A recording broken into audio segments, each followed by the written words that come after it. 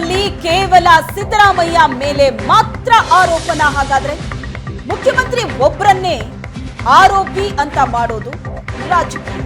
ಮೇಲ್ನೋಟಕ್ಕಾದ್ರೂ ತಪ್ಪು ಸಾಬೀತಾಗ್ಬೇಕಲ್ವಾ ಅಂತ ಶರತ್ ಬಚ್ಚೇಗೌಡ ಕೇಳಿದರು.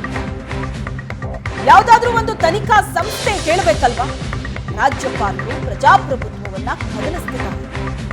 ರಾಜ್ಯಪಾಲರು ಕೇಂದ್ರ ಸರ್ಕಾರದ ಕೈಗೊಂಬೆ ಅಂತ ಶರತ್ ಬಚ್ಚೇಗೌಡ ಹೇಳಿಕೆ ಕೊಟ್ಟಿದ್ದಾರೆ. ಮೂಡ ಹಗರಣದಲ್ಲಿ ನಾವು ಇನ್ನೂ ಆಳವಾಗಿ ವಿಚಾರಿಸಬೇಕಂದ್ರೆ, ಮೂಡ ನಡೀತಾ ಇರ್ತಕ್ಕಂಥ ಹಗರಣದಲ್ಲಿ ಇವತ್ತು ಆರೋಪಿ ಬರೀ ಮಾನ್ಯ ಮುಖ್ಯಮಂತ್ರಿಗಳೊಬ್ಬರೇನಾ? ಮೂಡಲ್ಲಿರ್ತಕ್ಕಂಥ ವ್ಯವಸ್ಥೆ ಯಾವಾಗ ಪ್ರಾರಂಭ ಆಯಿತು? ಇವೆಲ್ಲದರಲ್ಲಿ ಕೂಡ ಅಧಿಕಾರಿಗಳ ಪಾತ್ರ ಏನಿದೆ? ಇವೆಲ್ಲವನ್ನೂ ಕೂಡ ತೆಗೆದು ಒಂದು ತನಿಖಾ ಸಂಸ್ಥೆ ಯಾರ್ಯಾರ ಮೇಲೆ ಏನೇನು ಜವಾಬ್ದಾರಿಗಳು ಕೂರಿಸ್ಬೇಕನ್ನಂಥದ್ದನ್ನು ಬಿಟ್ಟು ಇವತ್ತು ನೇರವಾಗಿ ಮುಖ್ಯಮಂತ್ರಿಗಳನ್ನ ಒಬ್ಬರನ್ನೇ ಅದಕ್ಕೆ ಹೊಣೆಗಾರರಂತೇಳಿ ಮಾಡೋಂಥದ್ದು ಸಂಪೂರ್ಣವಾಗಿ ರಾಜಕೀಯದ ದುರುದ್ದೇಶ ಎದ್ದು ಕಾಣ್ತಾ ಇದೆ. ಅದ್ರ ಜೊತೆಗೆ ಇದೇನಾದರೂ ಓವರ್ವೆಲ್ಮಿಂಗ್ ಎವಿಡೆನ್ಸ್ ಅಂತ ಅಂದಾಗ, ಅದು ಓವರ್ವೆಲ್ಮಿಂಗ್ ಎವಿಡೆನ್ಸ್ ಅನ್ನೋಂಥದ್ದಕ್ಕೆ ಯಾರಾದರೂ ಒಬ್ಬರು ಅದನ್ನ ತನಿಖೆ ಮಾಡಿರಬೇಕಲ್ಲ, ಯಾರಾದರೂ ಅದಕ್ಕೆ ಒಂದು ಉತ್ತರ ಕೊಡಬೇಕಲ್ಲ. ಇದು ಹೌದು, ನಾವು ಪರಿಶೀಲನೆ ಮಾಡಿದ್ದೀವಿ, ಇದರಲ್ಲಿ ಮೇಲ್ನೋಟಕ್ಕಾದರೂ ತಪ್ಪು ಕಾಣ್ತಾ ಇದೆ ಅಂತ ಯಾರಾದರೂ ಹೇಳ್ಬೇಕಲ್ಲ.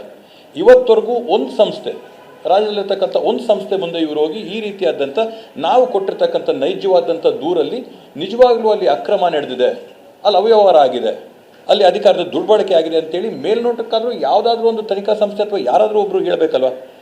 ಕೊಟ್ಟಂಥ ಒಂದು ಕಂಪ್ಲೇಂಟ್ ಮೇಲೆ ಅದಕ್ಕೆ ಯಾವುದೇ ಒಂದು ಅಥೆಂಟಿಸಿಟಿ ಇಲ್ಲದೆ ಗವರ್ನರು ಅವರಂಥ ಒಂದು ದೊಡ್ಡ ಸ್ಥಾನದಿಂದ, ಅವರ ಪೀಠದಿಂದ ಈ ರೀತಿಯಾದಂಥ ಒಂದು ಕಂಪ್ಲೇಂಟ್ ಮೇಲೆ ಆದೇಶ ಮಾಡ್ತಾರೆ ಅಂತಂದರೆ, ಇದು ಪ್ರಜಾಪ್ರಭುತ್ವದಲ್ಲಿ ಪ್ರಜಾಪ್ರಭುತ್ವದ ವ್ಯವಸ್ಥೆನ, ಪ್ರಜಾಪ್ರಭುತ್ವನ ಕಾಪಾಡಬೇಕಾದವರೇ ಕೂತು ಅದನ್ನ ಕದಡಿಸ್ತಾ ಇರ್ತಕ್ಕಂಥ ಒಂದು ನಿದರ್ಶನ ಇವತ್ತು ನಾವು ಕರ್ನಾಟಕ ರಾಜ್ಯದಲ್ಲಿ ನೋಡ್ತಾ ಇರ್ತಕ್ಕಂಥದ್ದು.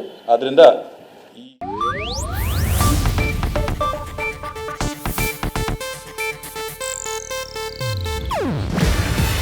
ಇದು ಏಷ್ಯಾನೆಟ್ ನ್ಯೂಸ್ ನೆಟ್ವರ್ಕ್ ಪ್ರಸ್ತುತಿ.